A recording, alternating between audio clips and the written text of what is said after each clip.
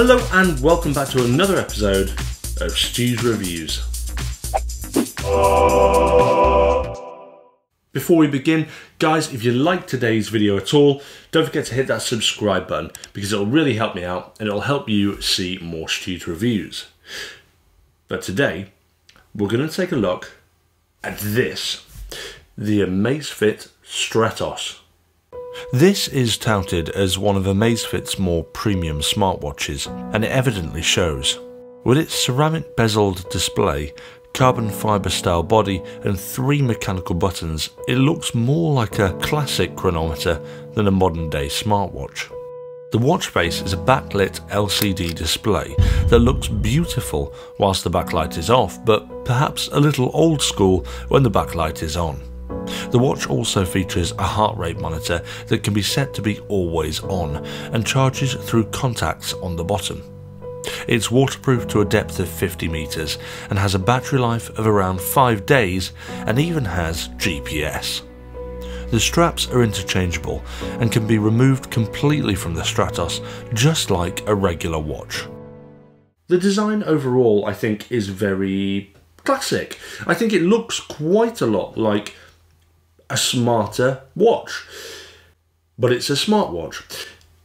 It's got a weird, almost carbon fibre-esque appearance on the underneath, which I'm not sure is that stylish, but to be honest, you don't really see that when it's on your wrist, because you mostly see the sort of ceramic style face here, which is nice. I think it looks quite good. Overall, it's nice. It's big. It's very big. If you've got small wrists, it probably won't suit you, but overall, I think it's quite nice.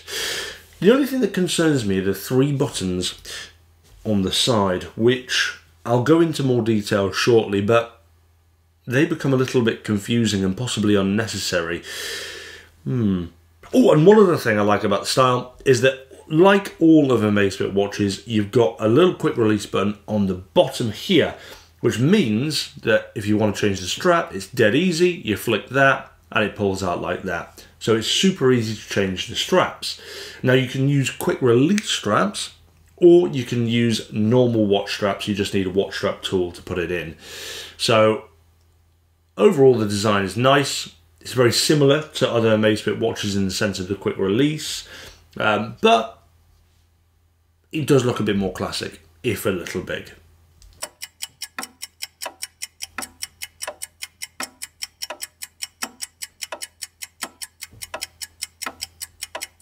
There we are. Now let's talk about the functionality of this watch.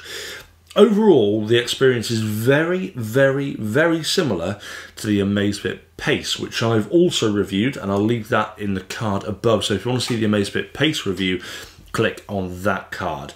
But overall, the experience is very similar because it uses the same software. It's quite a lot different to something like the Amazfit Bip, however, because it's slightly more, I'd say this is more high-end. It's designed more as an actual smartwatch with smart functionality, rather than the Amazfit Bip, which is designed as a fitness tracker with some smart functionality. So I think the experience that you get on this is premium for Amazfit. Now let's dive into the interface in a little bit more detail. So one of the things that I love about this watch straight away is the fact that you've got this in the background here that is a not backlit LCD display, which means it's always going to show you the information without it being backlit. Now, at the moment, I've got raise to wake set up so that when you raise your wrist, it should light up. I'm not wearing it on my wrist, so it's a bit difficult to show. Now, by tapping this button at the top, it unlocks it, like this, and now starts actively displaying the information. Now this is your power button. So this button here will always kind of turn it on and off. Again, now it's gone off. I just tap it again, it should take me, oh, there we are. Now you see, straight away, the buttons are getting a bit confusing. Now, the way it's supposed to work is that this button takes you left along the menu. This button takes you right along the menu, which is fair enough. This one selects stuff, but it also goes back, if you hold it in, I think. No, hold that in. No, it'll cancel that. There we are, it goes back to the beginning, if I just go, oh, by the way, you can swipe as well, you don't have to click the button. If I just go back now, there we are, that takes you back. But then also if I press this button in for a little bit longer, it also takes you back. So, and this button does slightly different. If you hold this button in here, this starts a activity which you can preset, and I've preset that to indoor cycling because that's what I do more of. Now you see the buttons kind of perform the same-ish functions, and as well you can swipe instead of using these buttons. So as I just showed you then, if I just swipe along the screen, I get access to the exact same stuff. Obviously I can tap rather than pressing this button here. So the buttons are actually pointless and you don't need them. But they're there for aesthetics, and they're there, I guess, for easy access, because sometimes swiping on the screen, if it's wet or you're out in the rain, it's not always going to be the easiest thing to do, whereas actually pressing something like this is a bit easier. Now the interface is very, very, very similar to the Amazfit Pace, like I've already said. By clicking left and right, you get access to the different things. Now on this particular watch, you've got, where are we now? Let's go back to here. We've got some of the basic stuff like compass, stopwatch, training, timers. We swipe, we've got sleep. Let's go to the next one. We've got alarm, music, weather forecast, continuous heart rate, the time, individual sports, and there's quite a lot on here. If I just tap more, the bottom there's quite a lot of different types of sport you can do. I think the full list is on the website, so you'd have to check that out yourself. Let's go back again. And what else have we got? We've got past activities, which show us the activities you've done. So I can click on this here. I think it should give me the information about this particular run or walk. What else have we got? Can I go next or next? No, there's no more on there, I think. Hold on, let's have a look. Sports history, total times. Aha!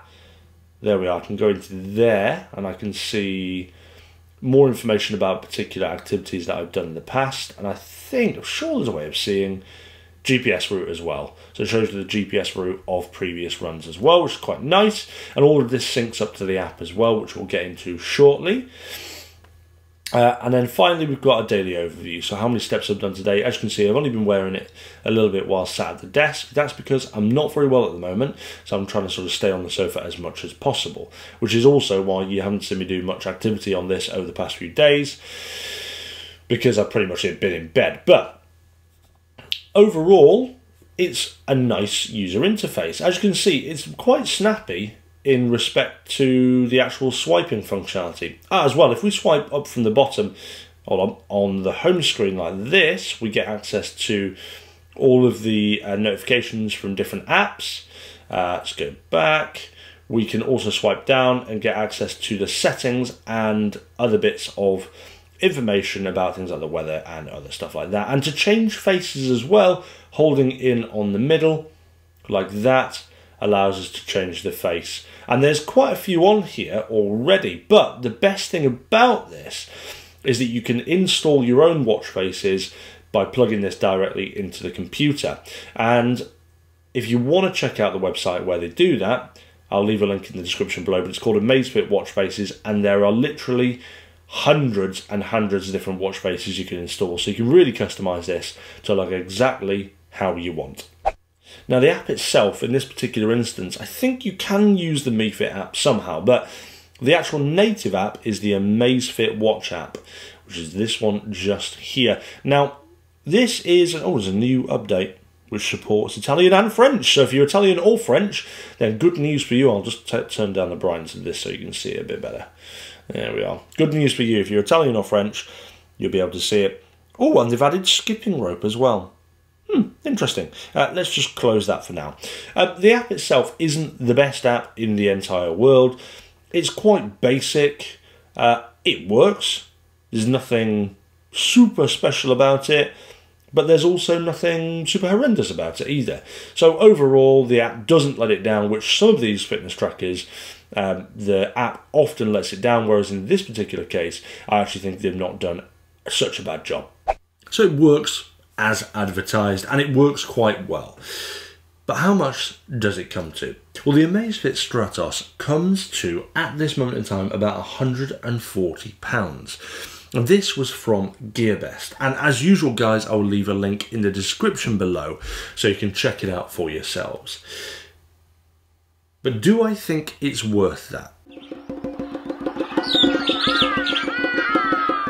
Well, I might be a little bit biased because I love Amazfit watches. I love the Amazfit Bip, I love the Amazfit Pace, and I love now the Amazfit Stratos. I think they're all very, very good watches for what is considered to be a budget price. I mean, you look at the Amazfit Bip and that's 60 quid.